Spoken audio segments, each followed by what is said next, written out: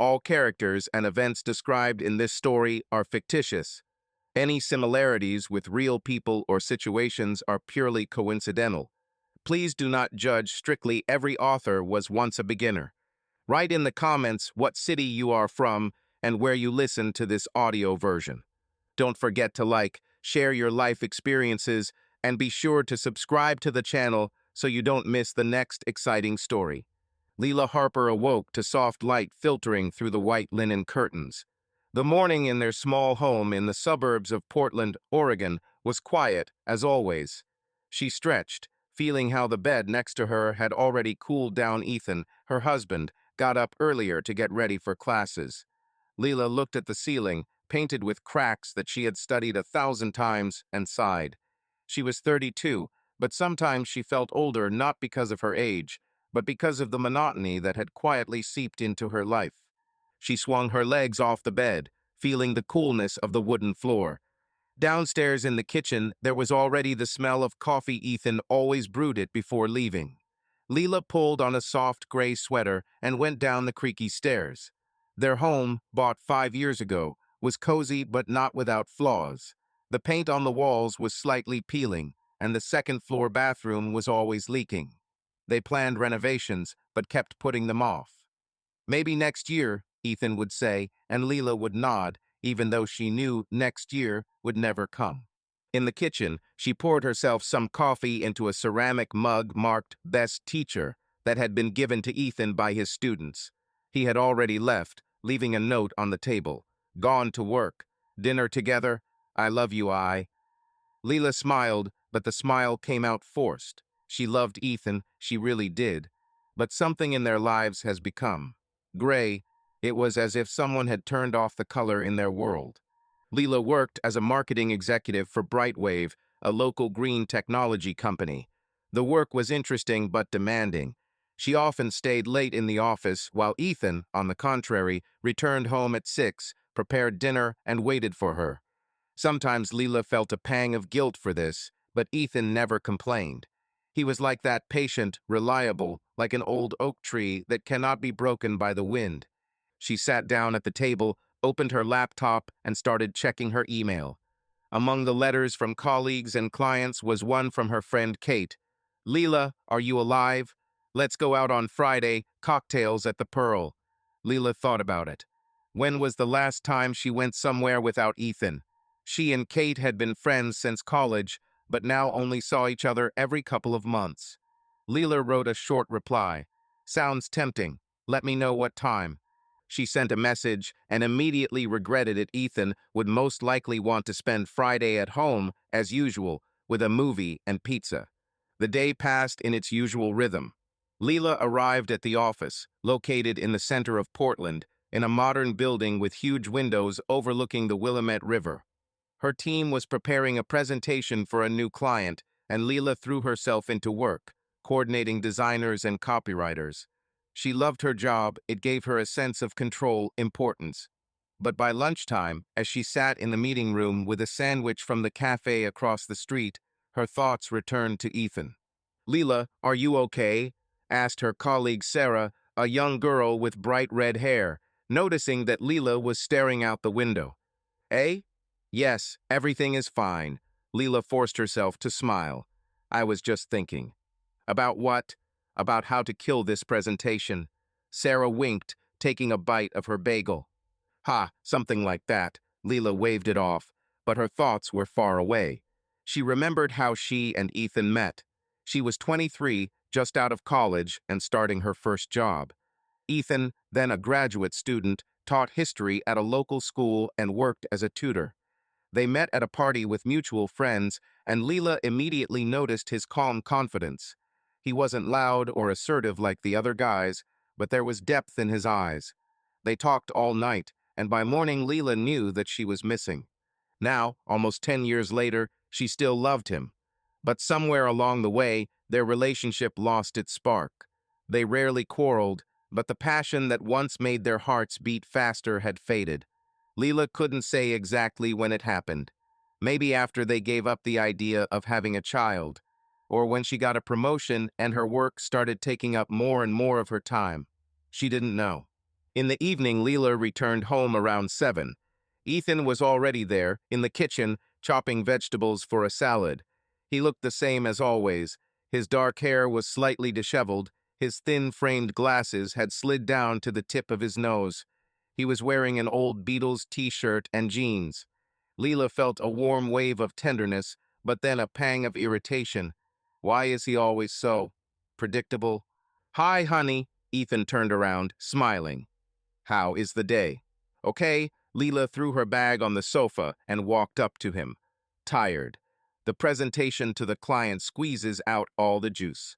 "Do you want me to finish dinner and take a shower?"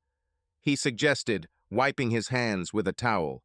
"Sounds like a plan." Leela kissed him on the cheek, but the kiss came out more habitual than sincere. She stood in the shower longer than necessary, letting the hot water wash away her fatigue. She thought about what she would say to Ethan about Friday. He didn't like noisy bars, but maybe he'd agree for her sake. Or is it better to go with Kate alone? Leela shook her head, clearing away the thoughts. She didn't want to fight, and conversations about shake things up always ended in awkward silence. Over dinner, baked chicken with potatoes and salad, they chatted about small things. Ethan talked about a student of his who wrote an essay about the Civil War, confusing Abraham Lincoln with Alexander Hamilton. Leela laughed, but her thoughts were elsewhere. "Hey, you're kind of quiet today," Ethan noted, looking at her over his glass of water. "Is everything all right?" Leela hesitated. She could tell the truth, that she feels stuck, that she lacks something new, bright, but instead she shrugged. "I'm just tired, Ethan." "It's okay." He nodded, but there was a hint of worry in his eyes. Leela knew that he would not insist. He never insisted. Sometimes she wanted him to get angry, to scream, to demand an answer. But Ethan was Ethan, calm, understanding, endlessly patient. "Kate wrote and wants to meet on Friday," Leela decided, picking at the potatoes with a fork. "In the Pearl. Cocktails, nothing special." "Sounds fun," Ethan smiled, but Leela sensed a slight tension. "Are you coming?" "I think yes. Do you mind?" She looked at him, waiting for a reaction. "Of course not. You need to unwind." He reached across the table and squeezed her hand. "Maybe we can have a movie night on Saturday. I'll find something old, like Casablanca." We agreed. Leela squeezed out a smile, but inside she felt a pang of disappointment. Movie again. Home again. Same thing again. After dinner, they cleared away the dishes in silence. Ethan turned on the radio old jazz, which he loved. Leela wiped the dishes, looking out the window at the dark backyard. Their neighbor, Mr. Clark, was walking his Labrador as he did every night. Everything was so familiar, so predictable. Leela suddenly felt her chest tighten. She wanted to scream, to throw in the towel, to tell Ethan that she needed more passion, more adventure, more life. But instead, she silently finished cleaning and went upstairs. In the bedroom, Leela lay down in bed, took her phone and opened messages from Kate. "Friday, 8 p.m., don't be late," a friend wrote. Leela responded with an emoticon and put the phone away. She looked at Ethan, who was reading a book in a chair by the window. His face, illuminated by the soft light of the lamp, looked like his relative's. Leela closed her eyes, trying to push away the growing feeling of emptiness. "Are you going to bed?" Ethan asked without looking up from his book. "Yes, soon," Leela answered, but her voice was barely audible. She turned on her side, looking at the empty wall. Somewhere deep inside she knew that this evening was just one of many, that their lives would continue in the same rhythm. Work, home, dinner, sleep. And that thought scared her more than she was willing to admit. Monday morning at the Brightwave office began with slight chaos. The coffee machine in the break room was broken, the printer on the third floor was jammed with paper, and Leela Harper stood at her desk trying to sort through the pile of emails that had accumulated over the weekend. She straightened the dark blue blazer she had chosen for today's meeting and glanced at her watch. In 15 minutes, the first meeting with the new CEO, Marcus Vaughn, was scheduled to begin in the conference room. There were rumors about him. Some said he was a genius who raised a Seattle startup to $1 billion valuation. Others whispered about his tough management style. Leela did not attach any importance to gossip, but curiosity still gnawed at her. She grabbed a notepad and a cup of coffee black, without sugar, to shake herself up and headed towards the elevator. In the cabin mirror, Leela glanced at her reflection. Dark hair gathered into a neat bun, light makeup emphasizing her green eyes. She looked collected and professional, but inside she felt a little anxious. A new boss always meant change, and Leela wasn't sure if she was ready for it. The conference room was already full when she entered. Her team, Sarah, a red-haired copywriter, and David, a designer with an eternal habit of chewing pencils, sat by the window, whispering about something. Leela took a seat closer to the projector, nodding to her acquaintances from other departments. The air was buzzing with conversation until the door swung open and he entered the room. Marcus Vaughn was exactly what Leela had imagined him to be, and yet something more. Tall and broad-shouldered, he moved with the casual confidence of someone accustomed to being the center of attention. His dark, tailored suit fit perfectly, and the slight gray in his hair added more to his charm than his age. But most of all, Leela was struck by his eyes, dark, penetrating, as if he could evaluate a person in a second and decide whether he was worth his time. "Good morning." Marcus's voice was deep, with a slight hoarseness that made you listen. He smiled, but the smile was more polite than warm. "I'm Marcus Vaughn, your new CEO. Let's get started." The meeting went quickly. Marcus spoke about the company's goals, its new focus on international markets, and how Brightwave should become a leader in green technology. Leela listened, taking notes, but her thoughts kept returning to him. He wasn't just a boss, he was magnetic. As he asked questions, his gaze swept over the faces of the employees, and Leela found herself hoping that he would stop at her. Her chance came when Marcus began discussing current projects. Leela raised her hand, presenting an advertising campaign concept for a new client, a solar panel manufacturer. She spoke with confidence as she explained how to use social media to promote green values.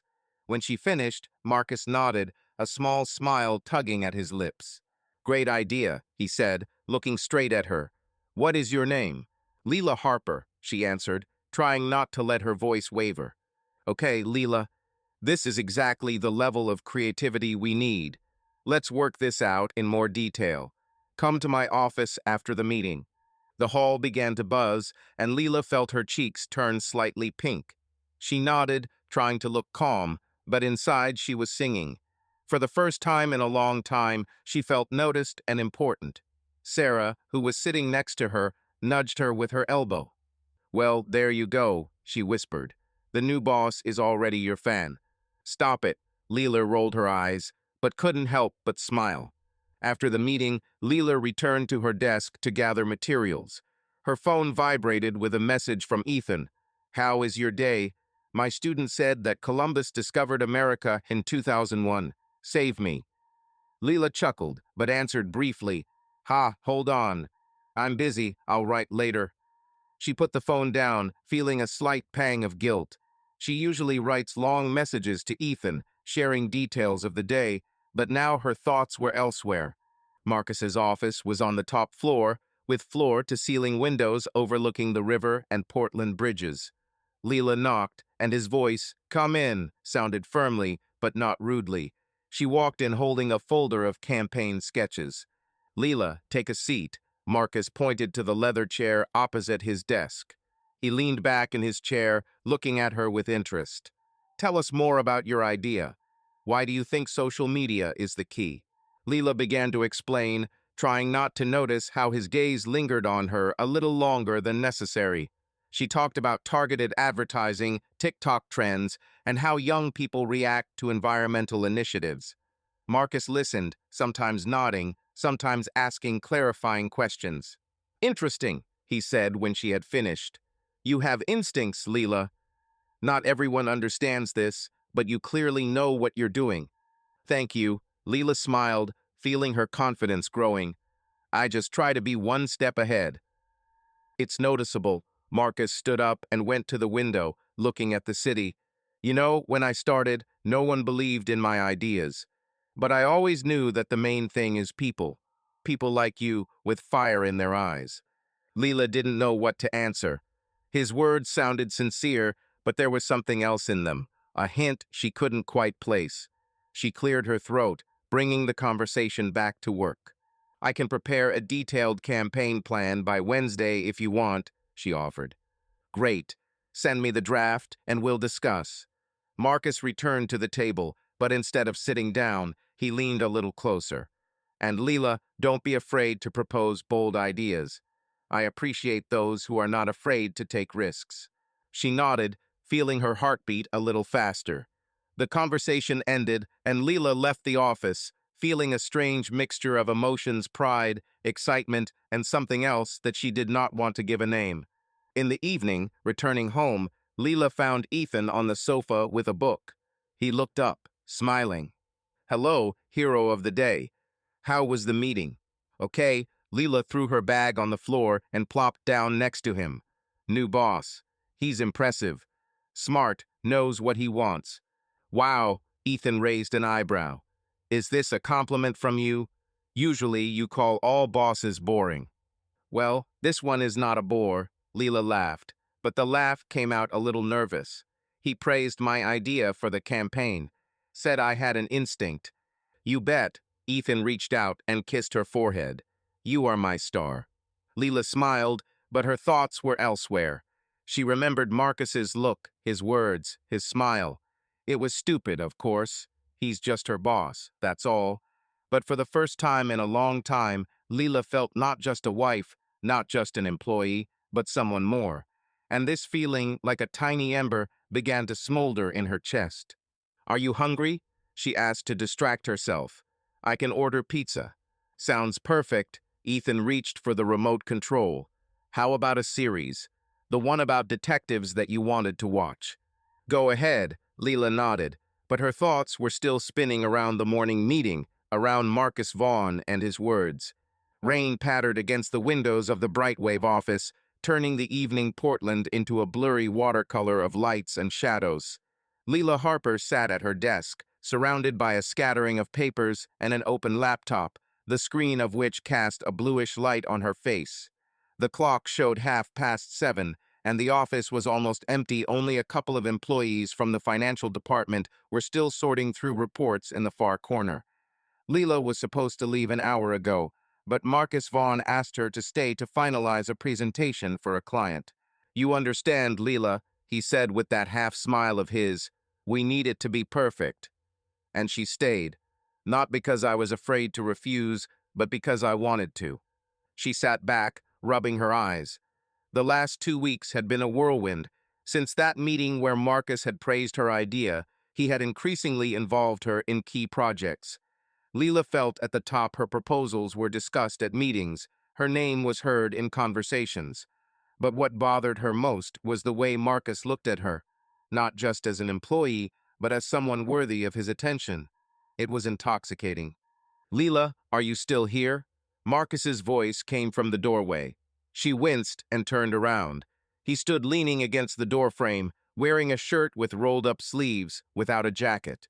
His dark hair was slightly disheveled, and he was holding 2 bottles of water in his hand. "Yes, I'm finishing the slides," Leela pointed to the screen. "I want everything to be ready by tomorrow." "You're incorrigible," Marcus grinned and entered her office, handing her a bottle. "Here, drink. I don't want my best employee to die of dehydration." "Best employee?" Leela raised an eyebrow, taking the water. "Be careful, I can get used to such compliments." "Get used to it." He sat down on the edge of her table, looking at her with a slight mockery. "You know that I don't throw around words." Leela opened the bottle to hide her embarrassment. Her heart was beating a little faster than it should. She was not naive. She understood that flirting, even such subtle ones, was dangerous. But at that moment, under his gaze, she felt alive, as if someone had turned on the light in the room where she had been sitting in the dark for too long. "Okay, let's see what you have." Marcus nodded at the laptop. Leela turned the screen towards him, explaining the latest changes to the presentation. She talked about the color palette, about fonts, about how the visual should touch the audience. Marcus listened attentively, occasionally adding comments. "Too much text here. Add more contrast." But then he suddenly changed the subject. You know, Leela, you remind me of myself when I first started, he said, leaning back. Full of ideas, ready to work around the clock to prove that you can. Is this a compliment? Leela smiled, but her voice was slightly tense. She didn't expect the conversation to become personal. Absolutely, Marcus looked at her, and his eyes flashed in the twilight of the office. But do you know what I realized over time? Work is important, but it is not everything. You need to find time for life. Leela froze, not knowing what to answer. She wanted to say that her life was Ethan, their home, their little rituals like dinner on Fridays. But the words stuck in my throat. Instead, she asked, how do you find this time? Apparently, you live in this office. Marcus laughed, a low, warm laugh that made her smile back. I'm sorry, he raised his hands, as if giving up. But sometimes I run away. For example, last summer I spent 2 weeks in Tuscany. Wine, olive groves, no calls. It was liberating. Tuscany, Leela sighed, leaning back in her chair. Sounds like a dream. I've always wanted to go to Italy. Take a walk around Florence, try real tiramisu. Then why don't you go? Marcus leaned a little closer, and Leela caught the light aroma of his cologne, something woody, with a hint of citrus. Life is short, Leela. If you want something, take it.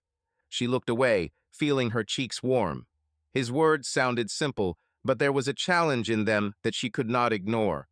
Leela thought about Ethan, how they had planned a trip to Europe after the wedding, but then her promotion and his new position at school had pushed everything back. Now their plans boiled down to renovating the bathroom and buying a new sofa. Maybe someday, she said quietly, looking at her hands. Life, you know, has a habit of interfering. Oh, believe me, I know, Marcus chuckled, but there was a hint of bitterness in his voice. But sometimes you just have to say, fuck it, and take a step. They fell silent, and the silence was broken only by the sound of rain outside the window. Leela felt the air thicken between them, as if their conversation was teetering on the edge of something more.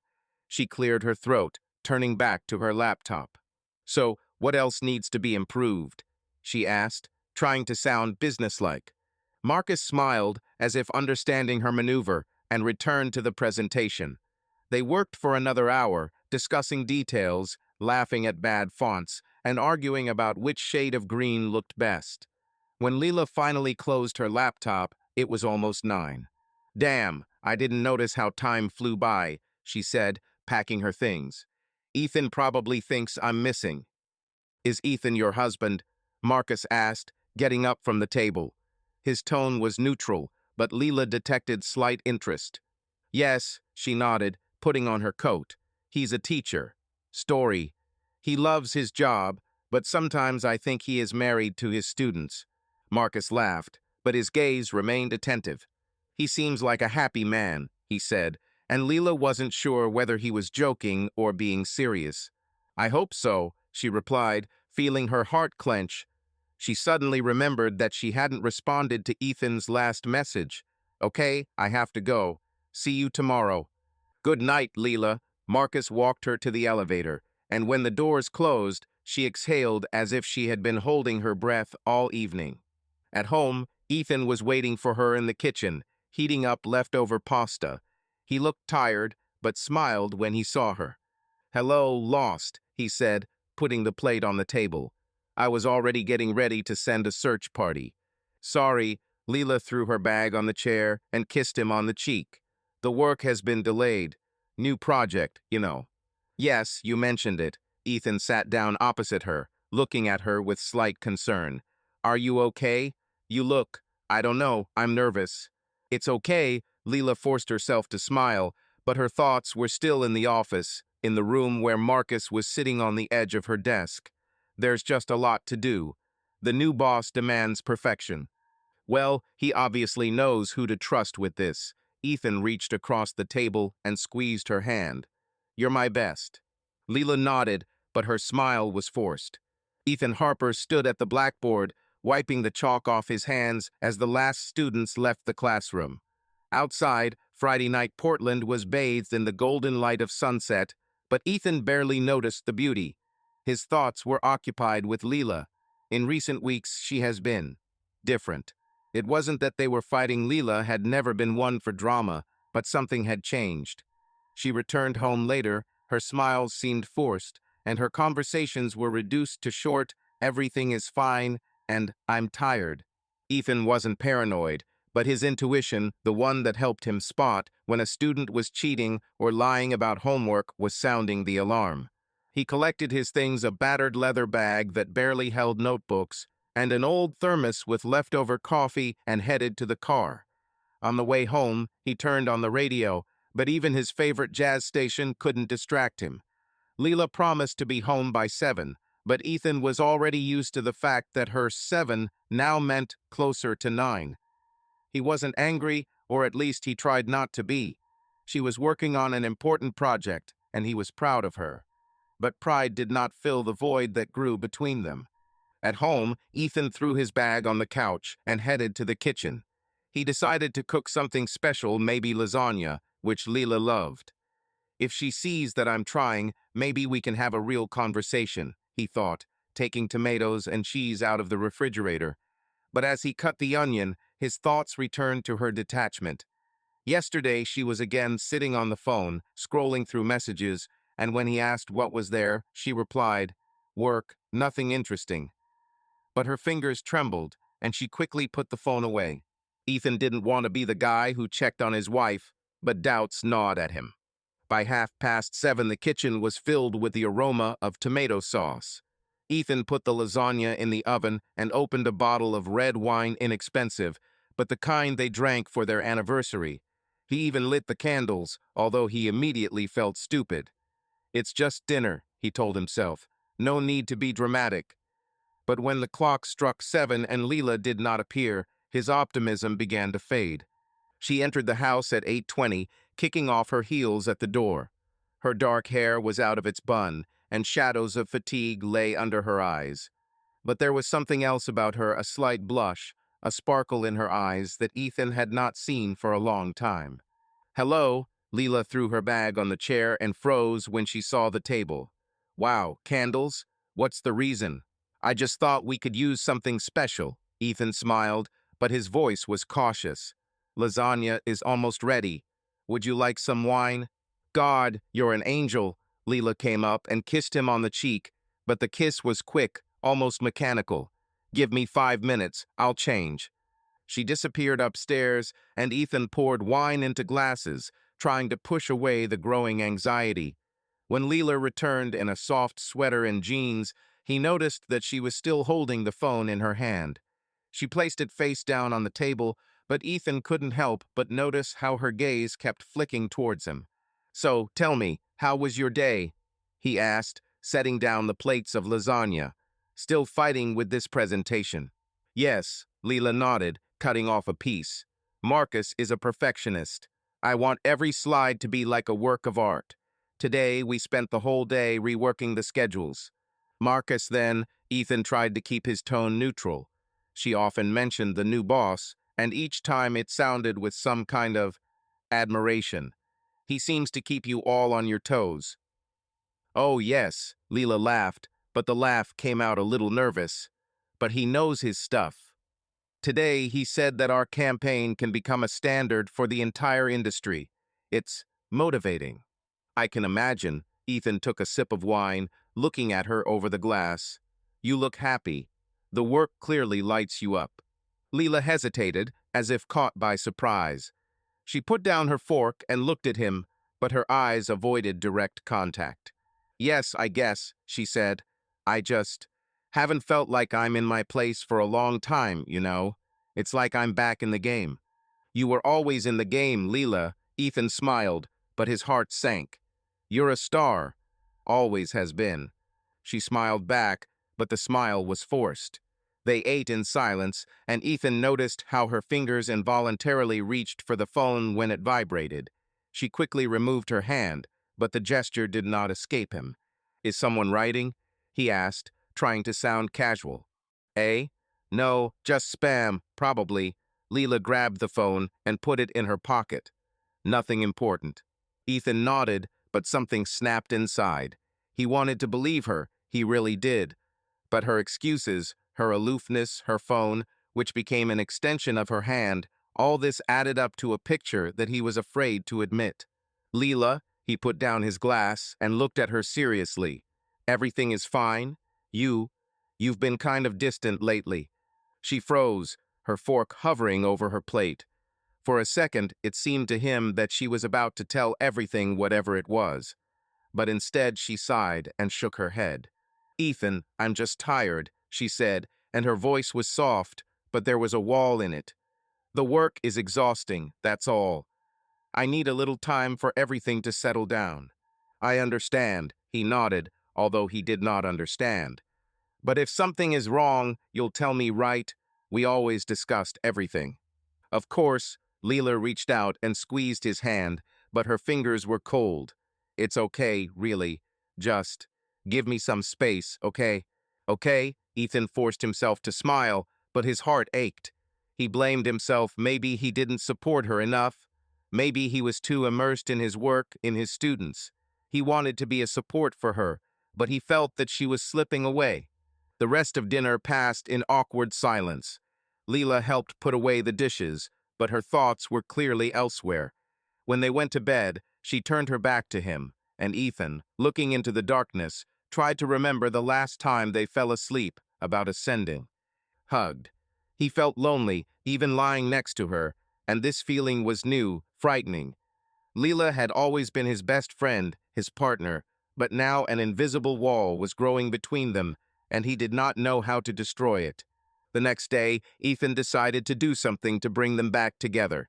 He suggested that Leela go for a walk in the park as they used to love. She agreed, but her enthusiasm was lackluster.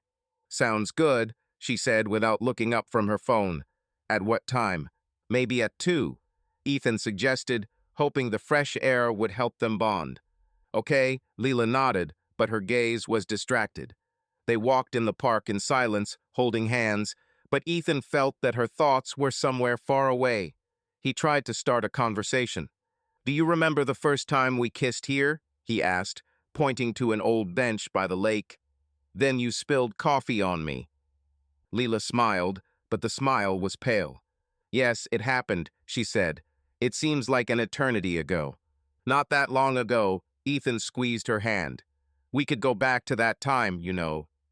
Do something spontaneous. Maybe go somewhere for the weekend. Maybe, Leela shrugged. But now I have so much work. Marcus says that this project could open new doors for the company, and for me. Ethan nodded, but the mention of Marcus pricked him again. He didn't want to be jealous, but he couldn't shake the feeling that this man was somehow invading their lives. You talk about him a lot, he noted, trying to keep his tone light. You seem to like him. He's a good boss, Leela answered too quickly, and her voice was harsh. He appreciates my work, that's all. That's not what I meant, Ethan raised his hands in surrender. It's just, you're so passionate about work. I miss you, Leela. She stopped, looking at the lake. Her face was tense, as if she was struggling with something inside. I miss you too, she finally said, but her voice was barely audible.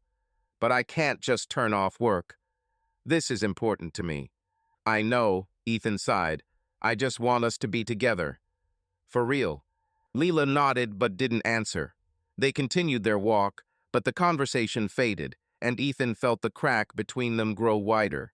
He blamed himself, thinking that perhaps he was not interesting enough, not ambitious enough. Maybe if he had been more like Marcus, confident, successful, Leela wouldn't have pulled away. That night he lay awake, listening to Leela's steady breathing. He thought about how much he loved her and how afraid he was of losing her. The streetlights reflected in the puddles on the asphalt as Leela Harper walked out of the Indigo Room bar in downtown Portland. The Brightwave corporate party to celebrate the successful launch of the campaign was in full swing, but Leela felt she needed a breath of fresh air. Music was booming inside, colleagues were laughing, raising their glasses of cocktails, and Marcus Vaughn, as always, was the center of attention, telling another story from his travels. Leela found herself watching him all evening, his gestures, the way he smiled, the way his gaze kept finding her in the crowd. It was dangerous, she knew. But she couldn't stop. She leaned against the wall of the building, breathing in the cool night air. Her black dress, simple but elegant, fluttered slightly in the wind. Leela took out her phone to check her messages. Ethan wrote an hour ago, "Having fun, don't drink too much, okay? Love it." She started to type a response, but her fingers froze. What could she say? Everything is fine. It would be a lie. Her thoughts were not on Ethan, but on the man who was now laughing inside the bar, the man whose presence made her heart beat faster. Ran away from the fun. Marcus's voice came unexpectedly close. Leela shuddered, almost dropping her phone. He stood a few steps away, wearing a dark jacket, with a glass of whiskey in his hand. His smile was light, but there was something deeper in his eyes. It got stuffy. Leela put the phone in her purse, trying to look at ease. And I'm not a big fan of the karaoke that looks like it's about to start. Marcus laughed, and his laughter was so warm that Leela couldn't help but smile back. A wise decision, he said, coming closer. Sarah has already threatened to perform Bohemian Rhapsody. It will be a disaster. Oh, I would pay to see this, Leela chuckled, but her voice was slightly strained. She felt the air thicken between them, as if every conversation they had was teetering on the edge. You were on top today. Marcus took a sip of whiskey, without taking his eyes off her. Your presentation for the client? They are delighted. I'm serious, Leela. You've made us all better people. Thank you. She lowered her eyes, feeling her cheeks getting warmer. But it was a team effort. Don't be modest. He stepped even closer, and Leela caught the aroma of his cologne, the same woody one, with a hint of citrus that she noticed in his office. You know that you are special. The words hung in the air, and Leela felt her heart skip a beat. She wanted to laugh it off, change the subject, but her voice failed her. Marcus looked at her with such intensity that she felt naked, as if he saw all her doubts, all her desires. It's late, she finally said, looking away. It's time to go home. I can give you a ride, Marcus offered, and his tone was so natural that Leela almost believed it was just politeness. My car is right across the road. No, I'll call a taxi. Leela took out her phone, but her fingers were trembling, and she knew that he noticed it. Leela, Marcus gently touched her hand, and this light contact made her freeze. Let me. It's not a problem. She looked at him, and there was so much confidence in his eyes, so much strength that she couldn't say no. Nodding, she followed him to his car, a black BMW parked at the curb. The inside smelled of leather and something expensive, and Leela suddenly felt out of place, as if she had invaded someone else's world. Marcus started the engine, and they drove through the night streets of Portland. The radio was playing something jazzy quietly, and Leela looked out the window, trying not to think about how close he was sitting. They were silent, but the silence was heavy, filled with unspoken words. Are you okay? He asked finally, glancing at her. You look pensive. I'm just tired, Leela shrugged, but her voice was barely audible. Party, work, everything has piled up. I understand, Marcus nodded, but his tone was softer than usual. You know, sometimes I think we give too much to work. We forget about ourselves. Leela turned to him, surprised by his words. She remembered their conversation in the office when he talked about Tuscany, about how important it is to live. Then it seemed like just chatter, but now his words sounded different, like an invitation. And what do you do so as not to forget? She asked, her voice quieter than she intended. Marcus smiled, but this time there was something dangerous in his smile, something that made her heart beat faster. I take what I want, he said, and his gaze slid over her face, lingering on her lips. And you, Leela? What are you doing? She didn't answer. I couldn't. The car stopped at a red light, and at that moment Marcus leaned towards her. His movement was slow, giving her a chance to pull away, but Leela did not move. When his lips touched hers, it was like an electric shock, sudden, stunning. She should have pushed him away, told him it was a mistake, but instead her hands found his neck, and she kissed him back. The kiss was deep, full of passion that Leela hadn't felt in years. It had everything: her longing for something more, her fatigue from routine, her desire to be desired. Marcus was the first to pull away, his breathing heavy and his eyes burning. "Leela," he began, but she shook her head. "Don't," she whispered. "Just don't say anything." He nodded, and they drove on in silence. When the car stopped at her house, Leela got out without looking at him. Her heart was pounding and her head was in chaos. She heard his car drive away, but didn't turn around. The house was dark. Ethan was sleeping upstairs, and Leela quietly walked into the bathroom, turning on the light. She looked at herself in the mirror. Her lips were slightly swollen. Her cheeks were burning. She felt like a stranger, as if the woman in the reflection was not her. Guilt washed over her like a cold wave, but underneath it the heat of that kiss still smoldered. "What have you done?" she whispered to her reflection, but there was no answer.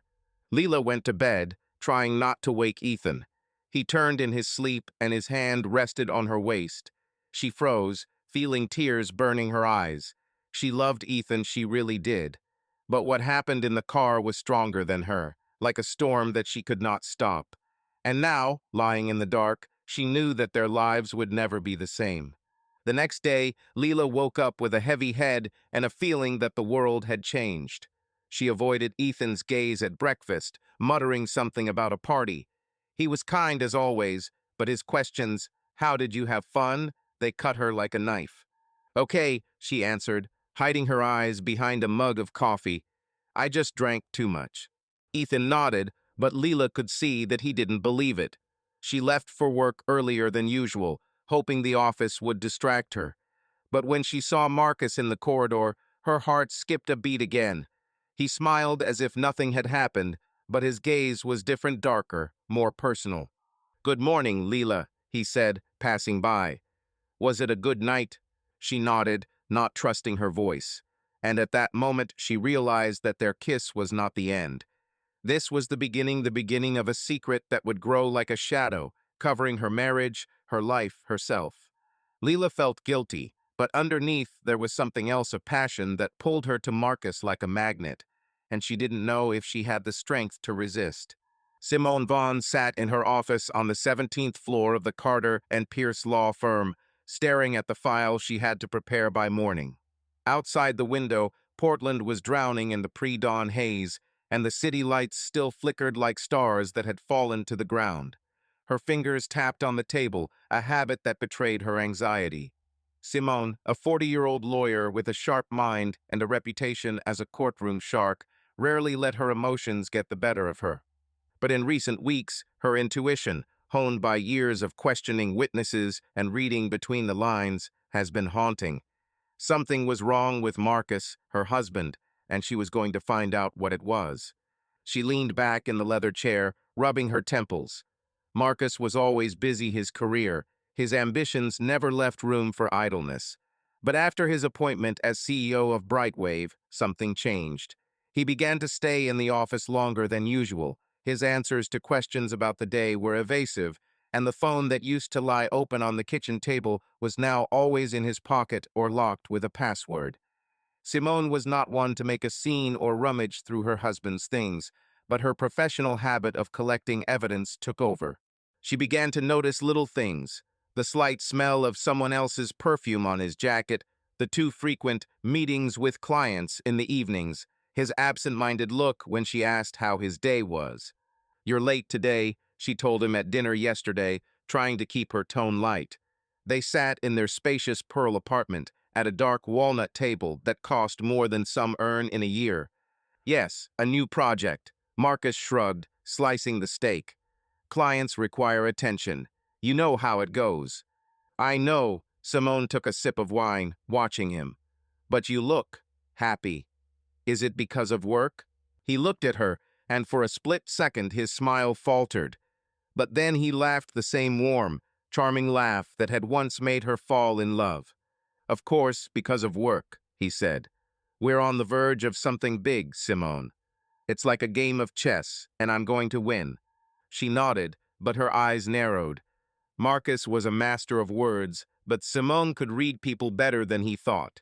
His answer was too smooth, too rehearsed, and when he went into his office to finish his reports, she noticed how he checked his phone before putting it in his pocket. Simone didn't sleep that night. She lay in their huge bed, listening to Marcus breathing evenly next to her. Her mind worked like a machine, laying out the facts. She remembered him mentioning a new employee, Leela, I think, who had saved their last campaign. His voice when he talked about her was too alive. Simone was not a jealous person. Their marriage, built on mutual respect and ambition, has stood the test of time.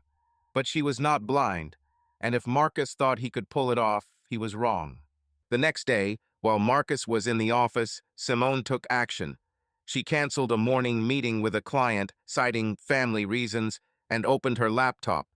The first thing she did was check their shared calendar. Marcus had synchronized his appointments with hers so they could plan dinners and rare weekends together. She noticed that his schedule had become suspiciously blurry, meeting with the team at 7 in the evening, discussing the project at 8. No names, no details.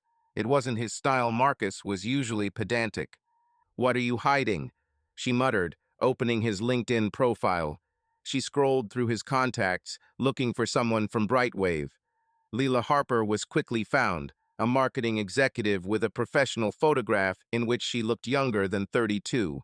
Simone examined her profile, but found nothing suspicious. Her next move was risky, but Simone was not used to backing down. That night, when Marcus fell asleep after another late meeting, she quietly got out of bed. His phone lay on the bedside table, face down. She knew his password. He had not changed it for years, relying on her trust. Simone's fingers hovered over the screen. It was a line she had never crossed. But her intuition was screaming, and she couldn't ignore it. She unlocked her phone and opened her messages. Most were work-related correspondence with colleagues, clients, a couple of jokes from an old friend from Seattle.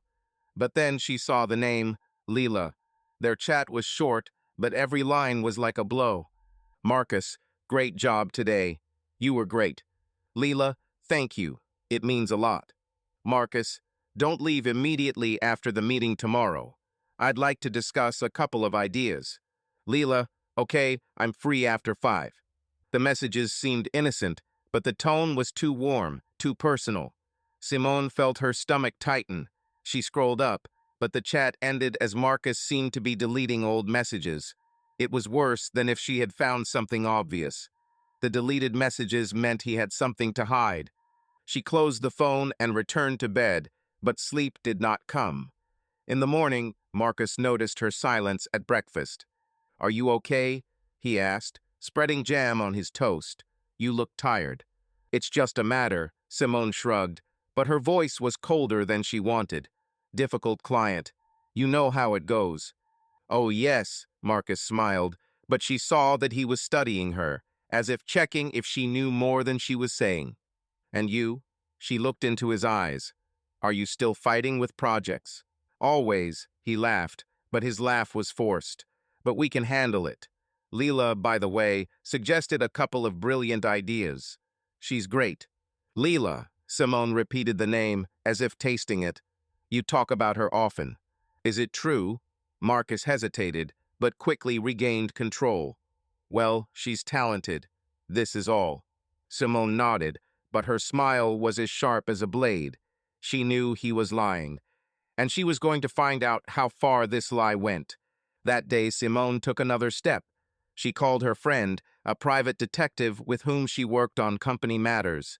His name was Rick, and he was a master at finding what people were trying to hide. "I need you to check something," she said, standing at the window of her office. "Nothing official, just an observation." "Say the name," Rick was brief, as always. "Marcus Vaughn," Simone paused, her voice trembling.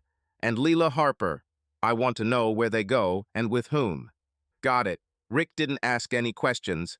"I'll let you know in a couple of days." When she hung up the phone, her hands were shaking.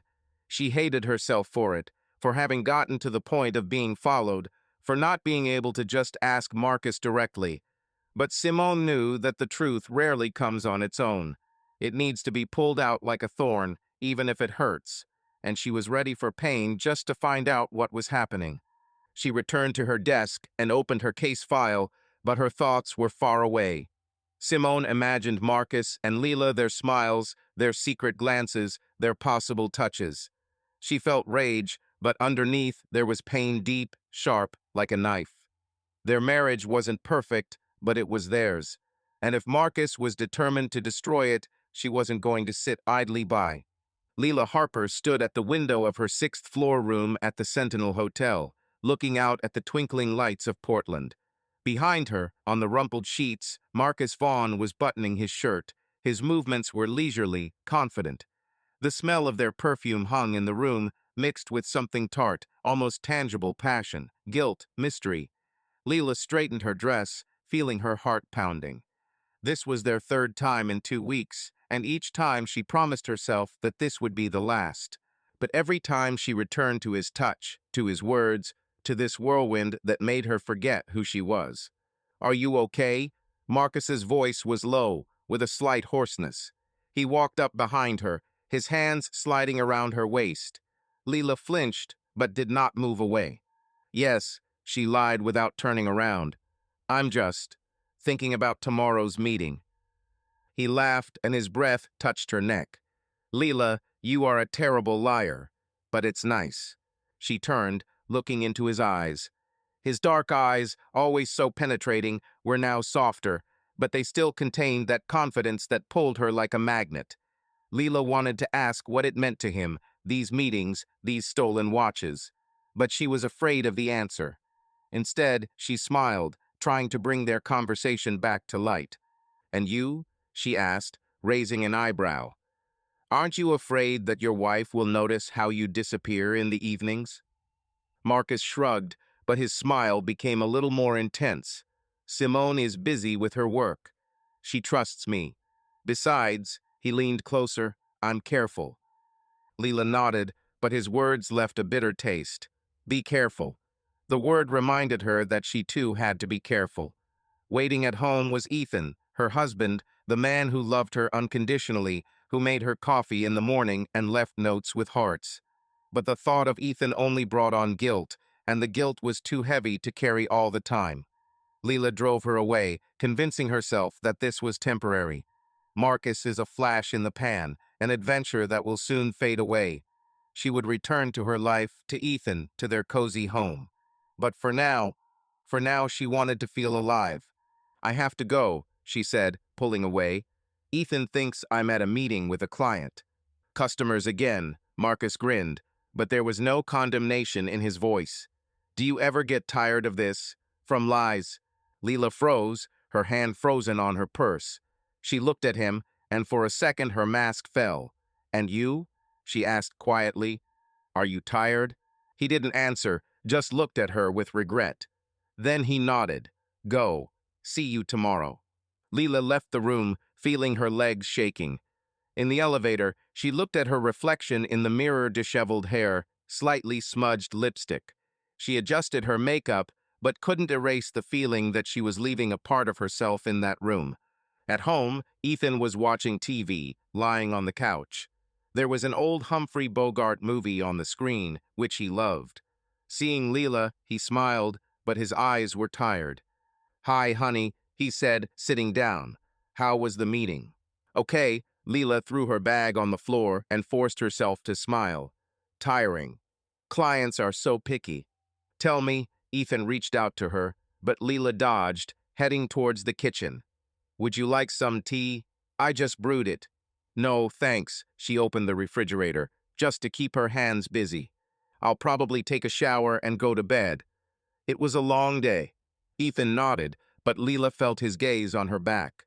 He didn't ask, but his silence was more eloquent than words. She knew that he noticed her late returns, her detachment, her phone, which she now always kept with her. Their messages to Marcus were short, veiled. "Tomorrow at 6, usual place," or "You were amazing." Leela deleted them immediately, but every time the phone vibrated, her heart sank. "Leela," Ethan's voice was soft, but there was pain in it. She turned around, holding a bottle of water. "We hardly talk. I miss you." Her throat tightened. She wanted to come up to him, hug him, and tell him that everything would be as before. But instead she shrugged. "I know, Ethan. It's just work. It takes up all my time. It's not just work, he stood up, his glasses sliding slightly down his nose. You are somewhere else, Leela. Not here with me. Don't start. Her voice was harsher than she intended. I'm trying, okay? We all have to sacrifice something. Ethan looked at her, and there was such pain in his eyes that Leela felt her heart break. But she couldn't stop. If she admitted that he was right, if she allowed herself to feel the depth of her guilt, she would drown. I don't want to quarrel, he said quietly. I just want you to be here. For real. I'm here, she lied, but her voice wavered. Just give me time. He nodded, but his shoulders sagged, as if he were carrying an impossible burden. Leela went upstairs, closing the bathroom door behind her. She stood in the shower until the water turned cold, trying to wash away the smell of Marcus, his touch, her lies. But nothing helped. She was trapped between her love for Ethan and her passion for Marcus, between her old life and her new one, full of risk. At work, Leela and Marcus continued to play their roles. They were professional, no glances, no hints in the presence of colleagues. But in the rare moments when they were alone, their masks fell off. One day, after a late meeting, Marcus detained her in his office. You look tired, he said, closing the door. Is it because of me? Don't flatter yourself, Leela tried to joke, but her voice was weak. It's just, everything is complicated. He came closer, his hand touched her cheek. We can stop, Leela, if you want. She looked at him, and her heart was breaking. She wanted to say yes, she wanted to go back to Ethan, to their simple, honest life. But instead, she pulled Marcus to her and kissed him, drowning out her doubts. It was easier than thinking, easier than choosing. Ethan, meanwhile, felt his world crumbling. He noticed everything: her detachment, her lies, her phone, which she hid. He blamed himself, thinking that he wasn't attentive enough, wasn't interesting enough. He tried to be better, cooked dinners, offered trips, but Leela slipped through his fingers like sand. One evening, when Leela was late at work again, Ethan was sitting in Theriston, looking at her photo on the fireplace. They were so happy then, at the wedding, their smiles were shining. Now he wasn't sure who this woman was sleeping next to him. He wanted to ask, he wanted to scream, but he was afraid of the answer. Instead, he poured himself a glass of whiskey and drank it, hoping the alcohol would dull the pain. But the pain only grew, like a shadow covering their marriage. Leela, returning home that night, saw a light in the living room. She knew Ethan was waiting, but she couldn't bring herself to enter. She stood at the door, feeling her double life tearing her apart. She wanted to fix everything, but didn't know how, and every day her affair with Marcus drew her deeper, like a whirlpool from which she could not escape. Simone Vaughn sat alone at the long table in her law firm's conference room, surrounded by silence except for the ticking of the wall clock. It was late, almost midnight, and the Carter and Pierce office was long empty. On the table in front of her lay her laptop, the screen of which cast a cold light on her face. Simone, usually composed and impenetrable, felt her hand shake as she scrolled through emails that confirmed her worst fears. She found them the messages that Marcus hid so carefully, but could not hide from her determination. Each word was like a blow, but Simone did not look away. She was a lawyer accustomed to uncovering the truth, and now the truth lay before her, naked and ugly. It all started with a report from Rick, her private investigator. 2 days ago, he had sent her photos of Marcus and Leela leaving the Sentinel Hotel late at night, their heads leaning towards each other as if sharing a secret. Simone looked at the pictures, feeling her throat tighten. She knew that Marcus was not a saint. Their marriage had survived his flirtations, his long absences. But this was different. This was not a random affair, but a betrayal that he carefully planned. Did you think I wouldn't find out? She whispered, her voice shaking with rage. She opened his email, using the access he himself had given her years ago to do things together. Marcus was careful, but not perfect. He deleted messages with Leela from his phone, but forgot about the cloud backups. Simone found them: dozens of letters disguised as work discussions, but full of hints that were impossible to ignore. Leela, the slides are ready. Meet me at 7 as usual. Marcus, yes, Ines. Don't be late. You know how much I don't like this. Leela, just for you. What happened next was worse. Messages became more frank, their tone more intimate. Leela wrote about how she missed his hands. Marcus replied that he thought about her even during meetings. Simone read, feeling her stomach twist. But she didn't stop. She took screenshots, saved every file, every hotel receipt that Marcus paid with his corporate card, thinking no one would notice. Stupid, she muttered, her fingers tapping on the keyboard as she filed away the evidence. Her rage was cold, calculating, like in a courtroom. She wasn't going to make a scene or cry into her pillow. Simone wanted justice, and she knew how to get it. But her goal was not only Marcus. Leela Harper, this woman who dared to invade her life, had to pay the same price. Simone opened a new file and began to compose a letter. She had no intention of signing anonymity was her weapon. The addressee was Ethan Harper, Leela's husband. Simone found him through the school website, where he was listed as a history teacher. She imagined him an ordinary person, probably kind, trusting, unaware that his world was about to collapse. She hesitated for a second. Destroying another person's marriage was not her style. But then she remembered Leela's messages, her emoticons, her impudence, and the hesitation disappeared. You did this to yourself, Simone said, attaching a folder with evidence to the letter. Screenshots of correspondence, receipts from hotels, even a few photos from Rick, where the faces of Marcus and Leela were clearly visible. She disguised the sender through a temporary mail service so that no one could track her. The subject line of the letter was simple: the truth about your wife. In the body of the letter, she wrote only one sentence: you deserve to know. She pressed send and leaned back in her chair, feeling her heart pounding. It was done. Now we just had to wait for the storm to break out. Simone knew that Ethan most likely would not remain silent. He will either confront Leela or turn to Marcus or do both. In any case, their secret was no longer a secret. She closed her laptop and looked out the window. The city was sleeping, but Simone felt more alive than ever. The rage that burned within her was her fuel. She had no intention of stopping. Marcus thought he could play his games, but he didn't know who he was messing with. Simone was ready to destroy his world if necessary, and Leela would just be collateral damage. The next day, she watched Marcus at breakfast. He was as usual reading the news on his tablet, drinking espresso, joking about the weather. But Simone saw cracks in his facade, a slight tension in his shoulders, a glance that kept sliding to the phone. Are you leaving early today? She asked, buttering her toast. Her voice was smooth, almost affectionate. Yes, the meeting is at 9. Marcus did not look up. And you? An ordinary day, Simone smiled, but her eyes were cold.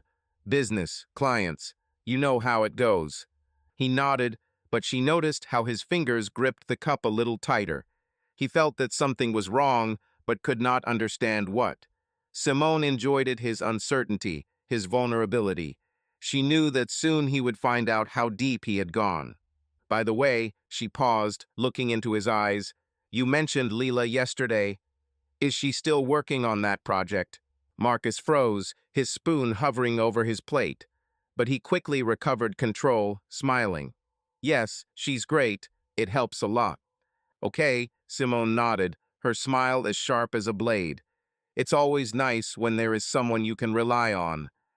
He didn't answer, but she saw his jaw tense. Simone took a sip of her coffee, feeling her pulse quicken. The game had started, and she was ready to play until the end.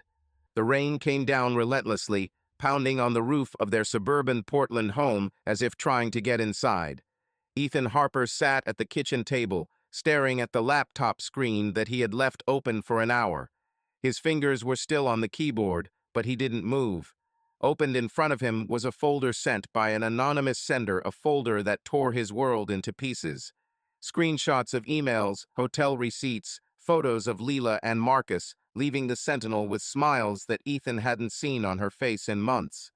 Every image, every word was like a blow, and now he felt empty, as if someone had ripped out of him everything that made him him. Ethan didn't know how long he sat there, staring at the evidence of her betrayal. He wanted to close the laptop, pretend that this was a mistake, that this was not his Leela, not his wife with whom he had shared 10 years of his life. But the truth was inexorable. He saw her words, "You were amazing yesterday," and Marcus's response, "You won't let me forget." He saw dates on checks that coincided with her late appointments. He had seen her face in photographs, and that face did not belong to the woman who promised to love him forever. His gaze fell on their wedding photo standing on the shelf. Leela laughed, her eyes shone, and he looked at her as if she were a miracle. Now this photo seemed like a mockery. Ethan clenched his fists, feeling the anger he had suppressed for so long rise in his chest. He didn't want to believe it, but he couldn't deny it. Leela cheated on him, and he didn't know how to live with this knowledge. The clock struck 9 when he heard the key turn in the lock. Leela came in, shaking water off her umbrella. Her coat was wet, her hair stuck to her temples, but she still looked beautiful, too beautiful to be the one who ruined his life. She threw her bag on the chair and smiled, but the smile faded when she saw his face. "Ethan?" Her voice was cautious, as if she felt the storm. "Did something happen?" He didn't answer immediately. He looked at her, trying to find in her eyes the Leela he knew. But all he saw was a lie. Finally, he stood up. His movements were sharp, as if he was holding himself back with all his strength. "How could you?" His voice was low, trembling with pain and anger. He pointed to the laptop. "How could you, Leela?" She froze, her eyes widening. "What are you talking about?" "Ethan, what's going on?" "Don't lie to me," he almost shouted, and his voice echoed off the walls. "I know everything. About you. About him. About Marcus." Leela turned pale, her hand instinctively reaching for her purse, as if she could hide behind it. "Ethan, I don't know what you mean." "Enough." He hit the table with his fist, and she flinched. "I saw the messages. Checks. Photos. You slept with him, Leela. You lied to me every day, every time you told me you were late at work." Her lips trembled, and she looked down. For a second, Ethan thought she would deny it, but then she looked up, and there were tears in them. "Ethan, I didn't want you to find out. I didn't want this to happen." "You didn't want to?" He laughed, but the laughter was bitter, almost insane. "You didn't want me to find out that my wife was cheating on me with her boss. Are you serious?" "It's not that simple." Leela stepped towards him, but he retreated as if her proximity was poison. "I didn't plan this. It, it just happened. It just happened." Ethan shook his head, his eyes burning. "Do you think this is an excuse? Do you think that softens what you did? I trusted you, Leela. I loved you. And you destroyed everything." She covered her face with her hands, her shoulders trembling. "I know I'm terrible. I know that I failed you. But Ethan, I didn't mean to hurt you. I'm confused." "Confused?" He looked at her, and his voice became quieter, but there was so much pain in it that Leela shuddered. "Were you confused when you kissed him? When did you go to hotels with him? When did you write to him that he was amazing? It's not confusion, Leela. This is betrayal." She was silent, tears flowing down her cheeks. Ethan waited, hoping that she would say something that would make this less real, that would bring his world back into place. But she only whispered, "I'm sorry. Sorry, Ethan." "Your sorry means nothing." He turned his back to her, his hands clenched into fists. "I can't look at you. I can't be in the same house with you." "Ethan, please." Leela grabbed his hand, but he pulled away. "Let's talk. I will do everything to fix this. I love you. Do you love it?" He turned around, and his eyes were empty. "You don't know what love is, Leela. If you loved me, you wouldn't do this. Leave." "What?" Her voice trembled. "Ethan, no, please." "Go away," he repeated, and now his voice was as hard as steel. "I don't want you here. Pack your things and leave." Leela stood as if paralyzed, her face wet with tears. She wanted to scream, beg, but his gaze cold, distant stopped her. She knew he was serious. Slowly, as if in a dream, she went upstairs and collected a bag of clothes without looking at what she was taking. Her hands were shaking and her head was in chaos. She did not expect that everything would collapse so quickly, so irrevocably. When she came down, Ethan was standing at the door with his arms crossed. He didn't look at her, his gaze was glued to the floor. "Where are you going?" he asked, and there was not concern in his voice, but emptiness. "I don't know," Leela whispered. "To Kate, probably." He nodded without looking up. "Just leave." She opened the door, and the rain poured down on her, as if the world was mourning their marriage. Leela walked out without turning around, feeling her heart breaking. She got into the car, her hands gripping the steering wheel as she tried to breathe. She knew it was her fault, but the pain of losing Ethan was more than she could bear. Ethan closed the door, and the silence of the house fell over him. He returned to the table, where the laptop still lay open. He looked at the photos, at the messages, and felt his anger give way to emptiness.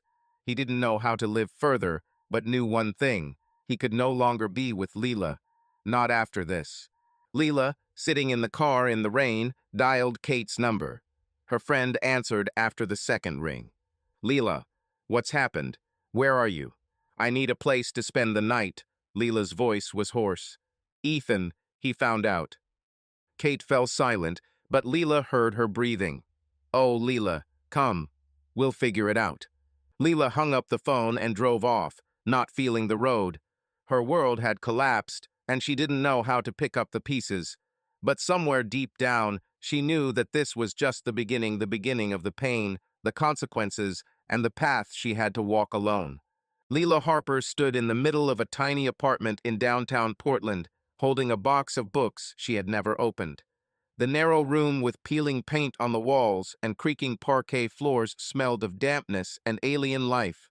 The window looked out onto a noisy street where cars hummed even at night, and the neon signs of the cafe across the street blinked, reminding her that the city was alive while her own life stood still.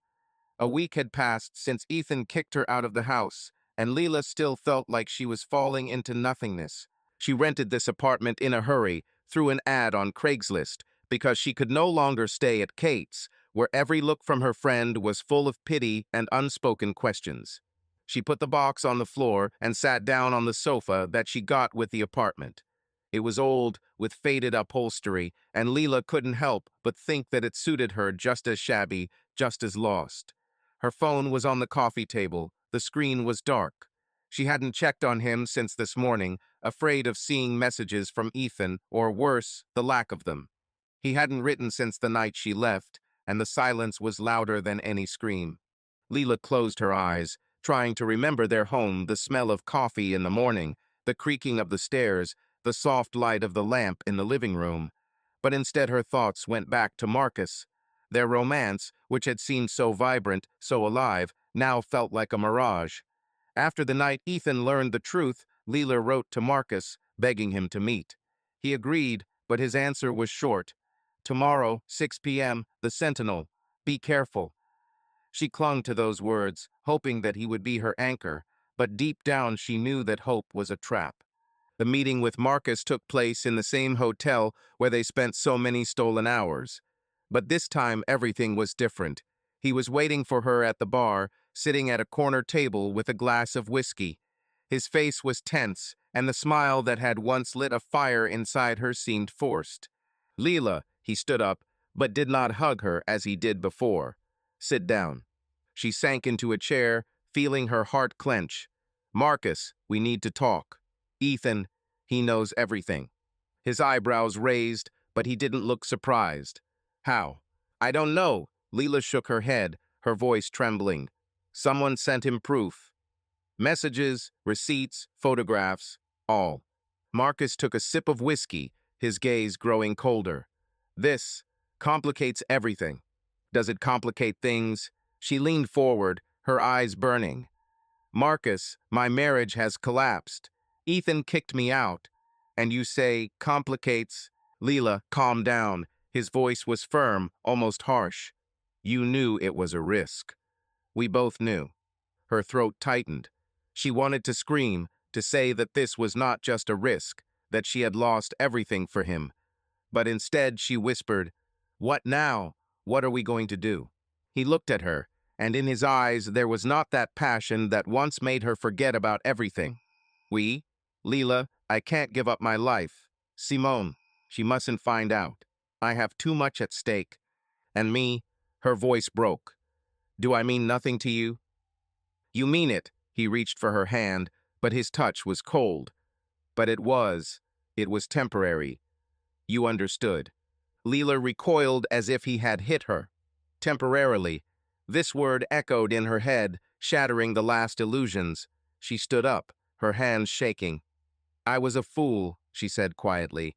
"I thought that you—" "Leela, don't be dramatic," Marcus sighed, but his tone was tired, almost irritated. "We both got what we wanted. But now you need to be careful." She didn't answer. She grabbed her purse and left the bar without looking back. On the street she stopped, inhaling the cold air that burned her lungs. She was alone without Ethan, without Marcus, without who she used to be. Her life, which she had so carefully built, was now a pile of fragments, and she did not know how to put them back together. Returning to the apartment, Leela turned on the light, but it only emphasized the emptiness. She opened the bottle of wine she had bought on the way and poured herself a glass, even though she knew it wouldn't help. Her phone vibrated, and she jumped, hoping it was Ethan. But it was Kate. "Are you okay? Call if you want to talk." Leela put the phone down without answering. She was not ready to talk. She was not ready to show pity. She sat in the dark, sipping wine, and thought about how she got to this point. She remembered Ethan, his kindness, his patience, his love. She remembered how he looked at her that night when he kicked her out. His eyes were full of pain, but there was still love in them. And she ruined it. For what? For Marcus, who was now pulling away as if she were a problem to be solved. Leela took out her laptop and opened a folder with photographs. She scrolled through them: her and Ethan's wedding, their trip to Lake Tahoe, their first New Year's in their new home. Each image was like a knife, but she couldn't stop. She wanted to remember who she was before she allowed Marcus to pull her into this whirlpool. "I ruined everything," she whispered, her voice shaking. Tears streamed down her cheeks, and she made no attempt to wipe them away. She felt empty, like this apartment, like this night. The next day, Leela went to work, although everything in her screamed to stay in bed. She avoided Marcus, sticking to her team and drowning herself in tasks.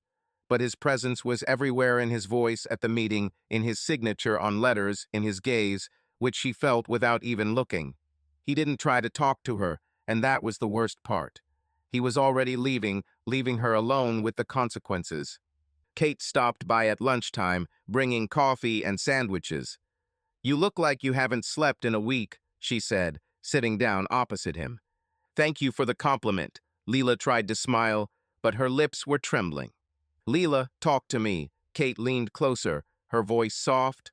"What's happening? You disappeared after that night." Leela looked at her friend and wanted to tell her everything about Marcus, about the wine, about the emptiness. But the words stuck in my throat. I'm just trying to figure out how to move on," she finally said. Kate squeezed her hand. "You are not alone, understand? I'm here. And, Ethan, he still loves you. Maybe if you talk to him." "He doesn't want to see me." Leela shook her head. "And I don't blame him." Kate didn't insist, but her gaze was full of sympathy. When she left, Leela remained at her desk, staring at the blank screen. She was alone in this apartment, in this life, in this city, which suddenly became alien. And for the first time, she realized that loneliness is not just the absence of people. This is the absence of self. She opened her phone and texted Marcus, "We need to finish this." She sent a message without expecting a response and deleted his number. Leela Harper sat on the floor of her cramped apartment, leaning her back against the wall, with a mug of cold tea in her hands. Outside, Portland lay in the gray morning fog, and the sounds of the city car horns, footsteps, the distant barking of a dog seemed muffled, as if the world existed somewhere far away and she was cut off from it. It had been almost a month since she left the home she shared with Ethan, and every day the loneliness grew heavier, like a stone weighing down her chest. The apartment, with its bare walls and foreign furniture, was not a home, but a refuge where Leela hid from the truth.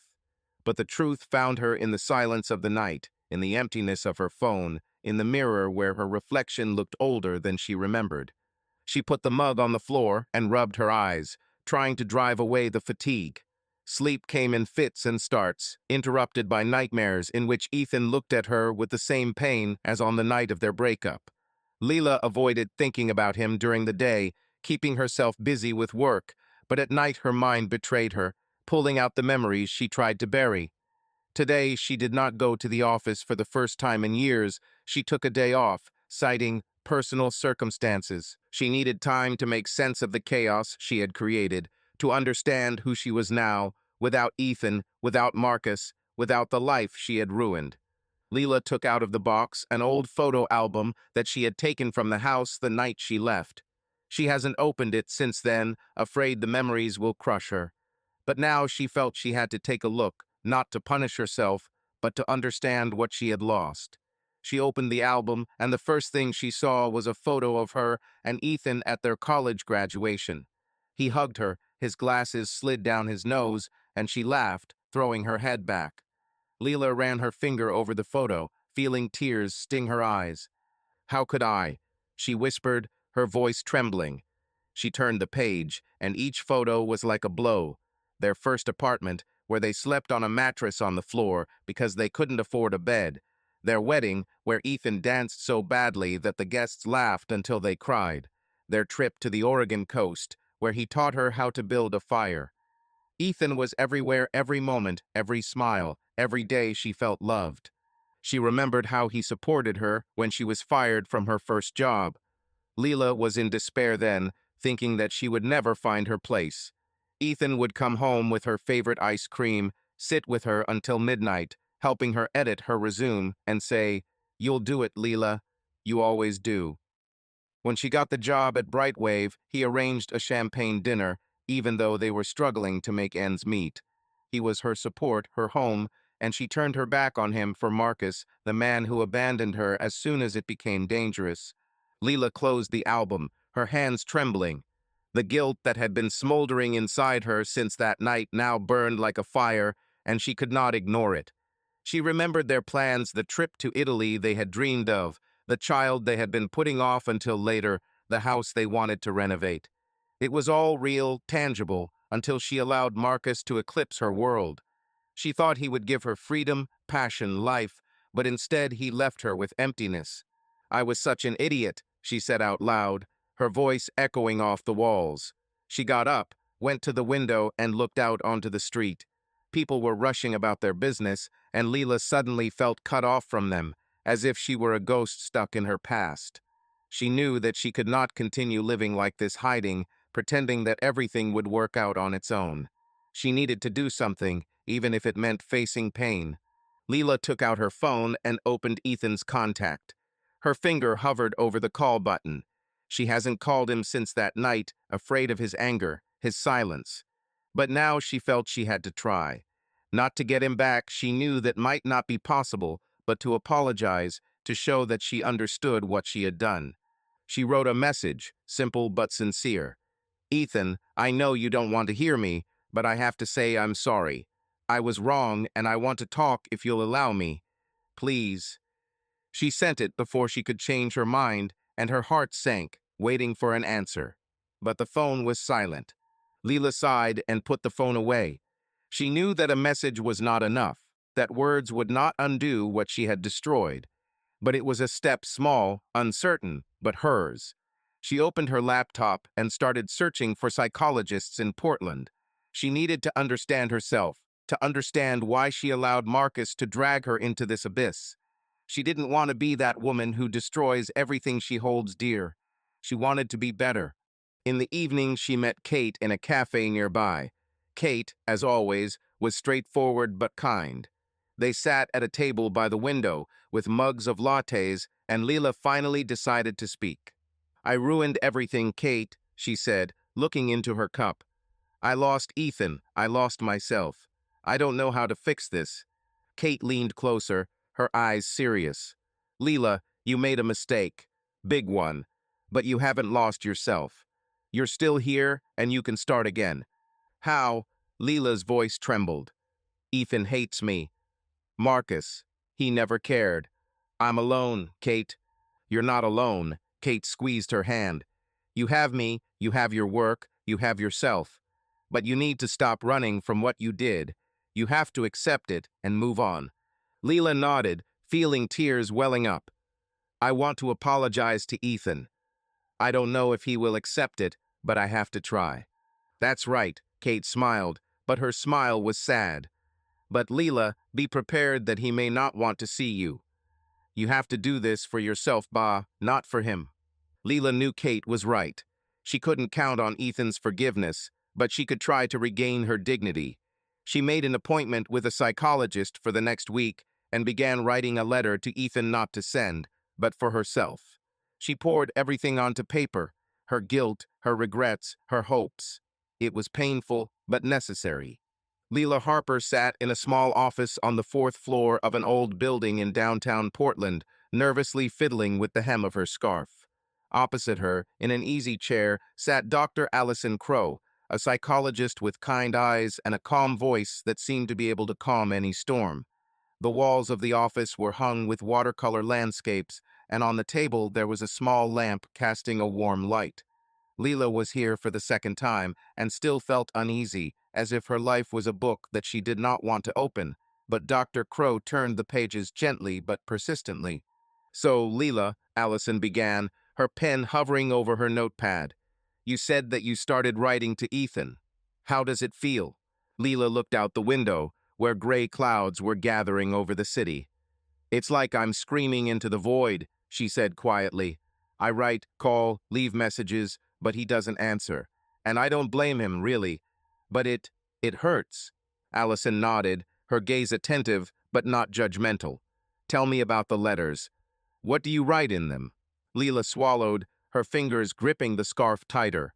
All, how sorry I am, how I hate myself for what I did, how I want to explain why this happened. I don't ask him to forgive me, I know I don't deserve it. But I want him to know that I understand what I did. This is an important step, Allison smiled slightly. Admitting your guilt, even if he is not ready to hear you, is for you, Leela. It's part of taking responsibility. But let's dig deeper. Why do you think you allowed this affair to happen? Leela froze, her gaze falling on her hands. This question had haunted her since the night Ethan kicked her out. She knew Marcus was a mistake, but why did she do this? Why did she risk everything for a man who abandoned her as soon as things got hot? She sighed, her voice barely audible. I felt stuck, she began. Ethan was wonderful, but our lives became so predictable. Work, home, dinners, movies on weekends. I loved him, but I felt like I was losing myself. And Marcus, he was like a flash. He made me feel like I was alive, that I was special. And I believed that this was temporary, that I could return to Ethan as if nothing had happened. Allison nodded, making a note. And how do you feel now that you understand that it was not temporary, that it changed everything? Leela closed her eyes, her throat tightening. I feel like I'm the worst person in the world. Ethan didn't deserve this. He was my best friend, my home, and I betrayed him. And now I don't know how to live with this. You learn to live with it, Allison said softly. Every day, every step you take to understand yourself is part of the process. But Leela, you can't fix Ethan. You can only work on yourself. Leela nodded, but her thoughts were far away. She remembered her last letter to Ethan, written last night. She sat at a rickety desk in her apartment, a sheet of paper covered in her handwriting, the ink smeared from tears. Ethan, she wrote, I don't expect you to forgive me. I'm not even sure I would forgive myself if I were you. But I want you to know that I see the pain I've caused you. You were everything to me, and I ruined that. If you ever want to talk, I'll be here. I'll always be here. She sent the letter, knowing that most likely there would be no answer, but hope still smoldered in her chest like a weak flame. After the session, Leela went outside, where a light rain began. She pulled her hood up and walked towards her office, feeling a little lighter, but still lost. In Brightwave, she tried to stay away from Marcus. He no longer wrote to her, did not invite her to meetings, and his coldness was like a slap in the face. Leela understood that he was protecting himself, his marriage, his career, but that didn't make the pain any less. She was a temporary amusement for him, and this truth cut her like a knife. That evening she called Ethan, leaving another voicemail. Her voice trembled, but she tried to speak clearly. "Ethan, it's me. I know you don't want to hear me, but I can't stop trying. I go to a psychologist, trying to understand why I did this. I'm not asking you to come back, but I want you to know that I'm working on myself. If you ever want to meet, just say so. I miss you." She hung up, feeling tears sting her eyes. She knew that he would not answer. He did not answer her letters, did not call back. Kate said that Ethan had moved in with his brother on the other side of town, and that he looked exhausted but was holding on. Leela imagined him, his dark hair, always slightly disheveled, his glasses, which he adjusted when he was nervous, and her heart sank with pain. She wanted to see him, even for a second, but she knew he wasn't ready. Maybe it never will. Meanwhile, Ethan sat in the living room of his brother's house, holding her last letter in his hands. He didn't open it, just as he hadn't opened the previous ones, but he couldn't bring himself to throw it away. Every letter, every message was like salt in the wound, but he still kept them, as if they were the last thread connecting him with Leela. He hated her for what she did, but he hated himself even more for still loving her. "You should talk to her," his brother Jake said, placing a mug of beer in front of him. They sat at the kitchen table, and Jake looked at him with that mixture of pity and irritation that appeared when he talked about Leela. "Or throw away these letters. You can't live like this, Ethan." "I'm not ready." Ethan shook his head, his voice hoarse. "Every time I think about her, I see her with him. I can't turn it off." "Then let her go," Jake shrugged, but his tone was softer. "You deserve better than this." Ethan nodded but didn't answer. He knew Jake was right, but letting Leela go meant letting go of 10 years of their lives, their dreams, their love. He was not ready for this, even if he hated her for her betrayal. He put the letter in the drawer where the others were and told himself that he would deal with it later. But later never came. Leela, in returning to her apartment, opened her laptop and began writing another letter. She knew it might be pointless, but she couldn't stop herself. Every word was her attempt at atonement, her way of telling Ethan that she saw his pain. She wrote about how he supported her, how he was her home, how she regretted not appreciating it. She did not send the letter immediately, deciding to reread it in the morning. But the process of writing was her anchor, her way of holding on to the hope that one day she could undo at least some of what she had destroyed. Before going to bed, she looked at her reflection in the bathroom mirror. Her eyes were red from crying, but there was a spark of determination in them. She knew Ethan might never forgive her, but she couldn't stop trying. Ethan Harper stood at the window of his brother Jake's house, watching the autumn leaves fall onto the sidewalk, covering it in a carpet of gold and red. It was the height of October in Portland, and the air smelled damp and smoky from fireplaces. Ethan held a mug of coffee in his hand, but did not drink. His thoughts were too heavy to be distracted by trifles. Almost 2 months had passed since the night he kicked Leela out, and every day was like a struggle with pain, with anger, with love that still clung to his heart, despite everything she had done. The box in his room was full of her letters. Voice messages filled the phone's memory, but Ethan didn't open them. He couldn't. Every word she said was like a knife, reminiscent of the betrayal that he could not forget. He turned to the table where there was a folder with documents that he received yesterday from the lawyer. Divorce. The word sounded so final, so alien, that Ethan still couldn't believe it had become a part of his life. But he was tired of the pain, of the questions, of the hope that flared up every now and then when he saw her name on the screen. He wanted to move on, even if he didn't know how. "You are sure?" Jake asked as he entered the room with a bottle of beer in his hand. His brother, always straightforward and a little rough around the edges, had been his anchor these past weeks. "This is a big step, Ethan." "I know." Ethan put the mug on the windowsill, his voice quiet but firm. "But I can't go on like this. She ruined everything, Jake. I can't pretend it didn't happen." Jake nodded, sitting down on the couch. "I understand. And honestly, I think you're doing the right thing. She doesn't deserve you after what she did. Ethan winced.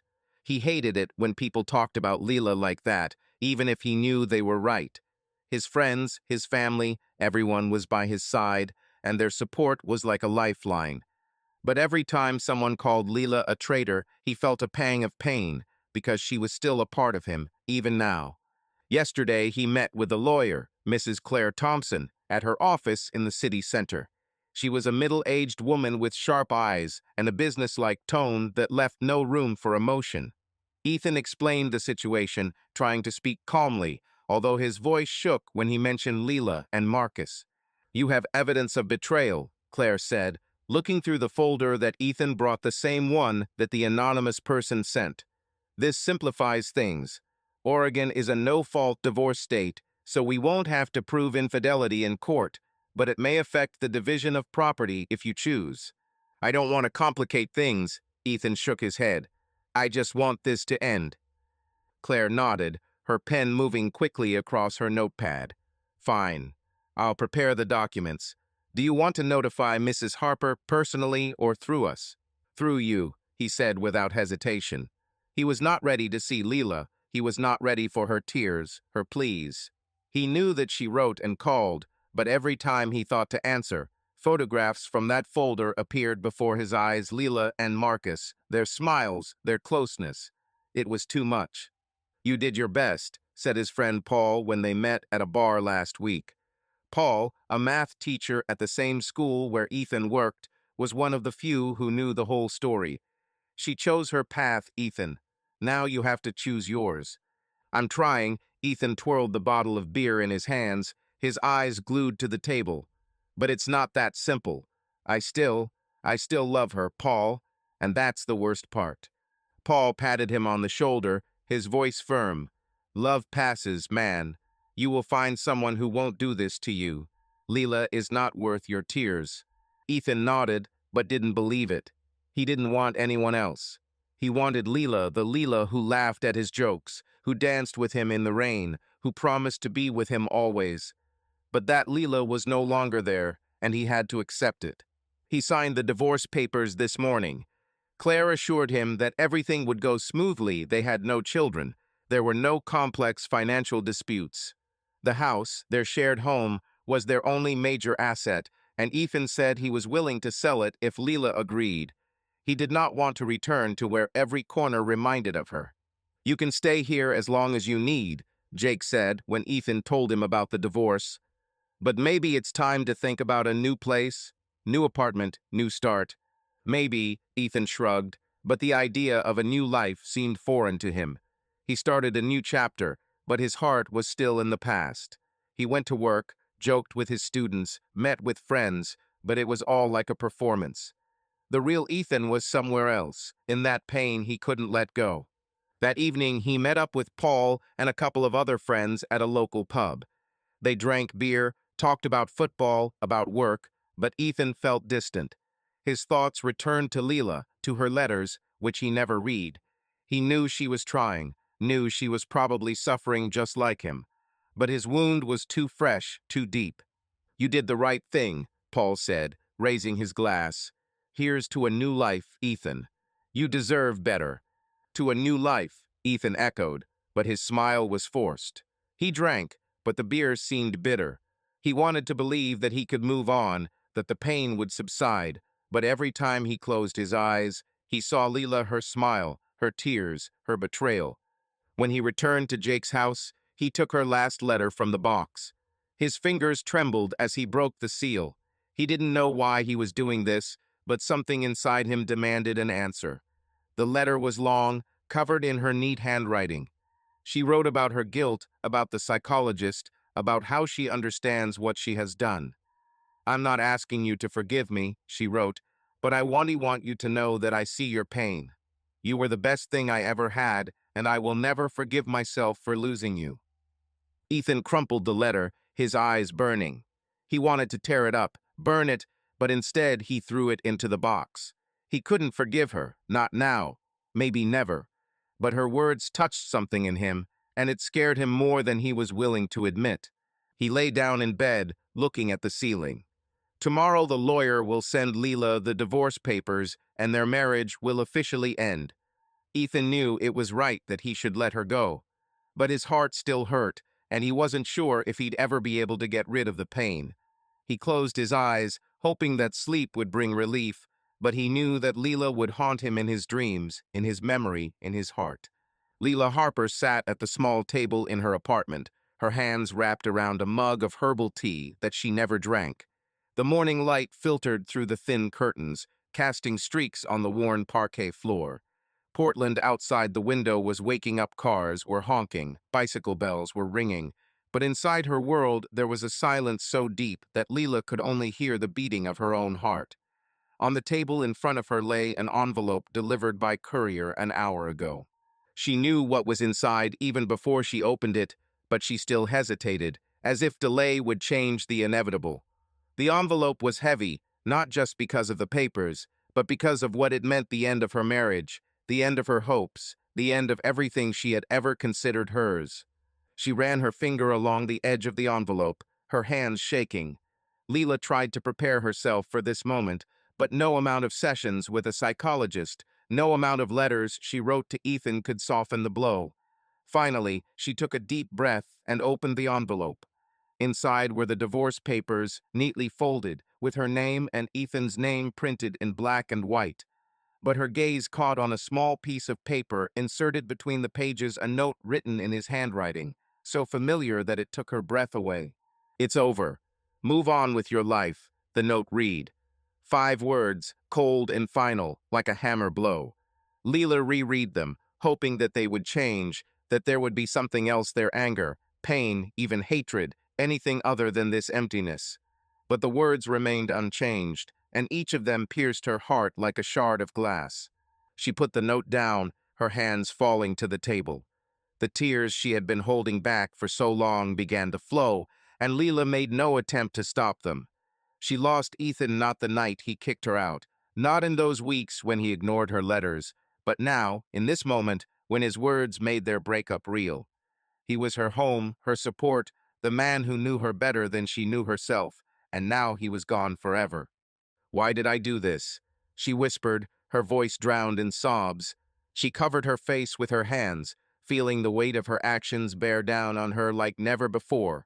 She remembered Marcus, his smiles, his promises, his lies. She remembered letting him pull her into that vortex, thinking it would give her the life she was missing. But all it gave was destruction. And Ethan, who loved her unconditionally, paid for her weakness. Leela stood up. Her legs were weak. She walked to the window, looking out onto the street where people went about their business, unaware of her pain. She felt cut off from the world, as if her life had stopped while everything else continued to move. She took out her phone to call Kate, but stopped. Her friend was nearby, supporting her, but Leela knew that no one could pull her out of this abyss. This was her battle, and she had to fight it alone. She returned to the table and took the documents. Her eyes scanned the legal terms: divorce, division of property, no fault. Every word was like a blow, but Leela forced herself to read. She knew she had to sign them, that it was the only way to give Ethan the freedom he asked for. But her hand froze over the handle. To sign meant to admit that it was truly over, that there was no turning back. "I can't," she whispered, but her voice was weak. She knew she had to. For Ethan, for myself. She took the pen, her fingers trembling, and slowly, as if cutting out a piece from her heart, she signed her name. Leela put the documents down, feeling her chest tighten. It was done. Their marriage, their love, their dreams, everything was over. She took out her laptop and opened the folder with photos of them that she hadn't looked at since the night she left. She scrolled through them, each image like a trip back in time. Their first trip to the mountains, where Ethan tried to teach her to ski, and they both fell laughing. Their wedding, where he wrote her a vow that made her cry. Their evenings in their house, where they drank wine and dreamed about the future. Leela cried looking at these moments, realizing that they would never come back. She lost not just Ethan, but a part of herself, the one that believed in love, in honesty, in herself. That evening she met with Dr. Crow, her psychologist. The office was just as cozy, but Leela felt broken, as if her soul was in pieces. She talked about the documents, about the note, about the pain that would not go away. I lost him, Allison, she said, her voice hoarse. Forever. And I don't know how to live with this. Allison looked at her with sympathy, but her voice was firm. Leela, you are facing the consequences of your actions. It's hard, but it's part of the journey. You can't change the past, but you can decide who you will be next. I don't know who I will be, Leela shook her head. I destroyed everything that was important. How can I move on? One step at a time, Allison smiled slightly. You are already doing this, you are here, you are speaking, you have signed the documents. This is not the end, Leela. This is the beginning. Leela nodded, but Allison's words seemed distant. She wanted to believe that there was light at the end of the tunnel, but so far she saw only darkness. When she returned to the apartment, she took out Ethan's note and clutched it to her chest, as if it could bring him back. Live on, he wrote, and these words were her sentence and her chance. Leela Harper stood under the canopy of a courthouse in downtown Portland, her coat soaked from the light autumn rain that had persisted all day. The sky was heavy gray, as if the city itself was mourning the end of her marriage. She clutched an umbrella in her hands, but did not open it. She needed to feel cold, damp, something real, so as not to drown in the emptiness that was growing inside. Today, her divorce from Ethan was finalized. The papers were signed, the words were spoken, and now they were strangers, two people who had once promised to love each other forever, but now could not even meet their eyes. Leela saw him through the glass doors of the court as he walked out, his shoulders tense and his face closed, like a book she could no longer read. She didn't try to talk to him. Her lawyer, a young woman named Melissa, told her that Ethan wanted things to go ahead without any face-to-face meetings. Leela respected his wishes, even though every cell in her body screamed to come, to touch his hand, to tell him that she still loved him, even after everything. But she knew it didn't make sense. Ethan made his choice, and his note, "It's over. Move on with your life," was the last thing that connected them. Now even this thread has been broken. Leela watched as he walked through the rain, his dark jacket glistening with water. He didn't look back, didn't slow down, and with every movement she felt her heart clench. This was the end, not loud, not dramatic, but quiet, like the last chord of the song that had once been their life. As he disappeared around the corner, Leela exhaled, her breath mixing with the cold air. She knew this was the moment she would always remember, the moment she finally lost Ethan. "Are you okay?" Melissa's voice came nearby. The lawyer, with her neat bun and sharp suit, looked tired, but her gaze was kind. Leela shook her head, her lips trembling. "No, but I will." Melissa nodded without insisting. "If you need anything, call.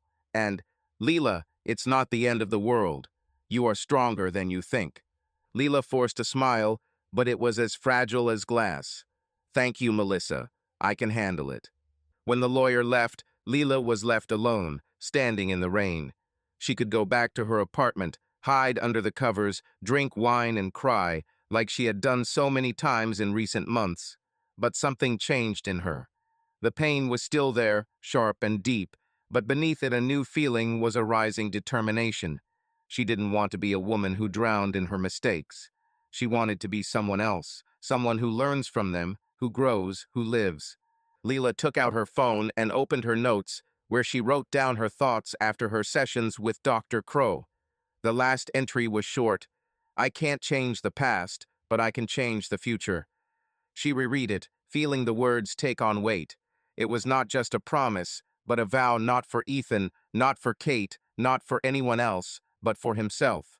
She closed the phone and looked at the sky, where the clouds began to part, letting in a faint ray of sun.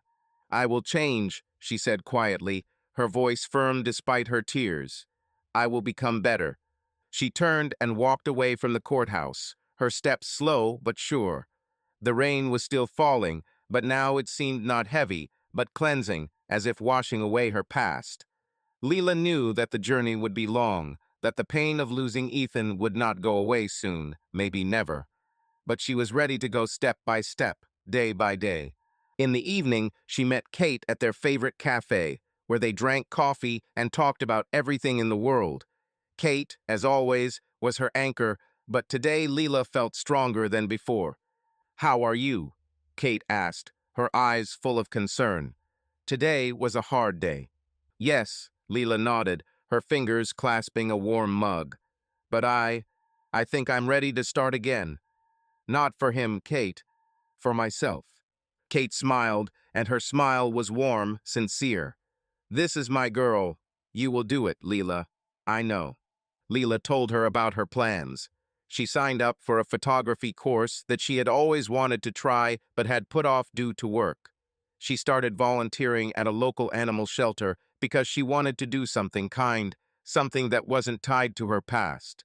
And she continued to go to Dr. Crow, sorting out her motives, her fears, her hopes. "I don't want to be the Leela who ruined her marriage," she said, her voice quiet but decisive. "I want to be someone I can be proud of." "You're already on your way to this," Kate squeezed her hand, "and I'll be there to remind you if you forget." Leela smiled, and this time the smile was real. She knew there would be days when the pain would return, when she would miss Ethan so much she couldn't breathe. But she also knew she had the strength to move on. She didn't seek forgiveness, not from Ethan, not from herself. She was looking for herself, and that was enough. That night, back at the apartment, Leela opened her notebook and wrote a new note. "Today I start." She made a point and closed the notebook, feeling her heart beating a little more evenly.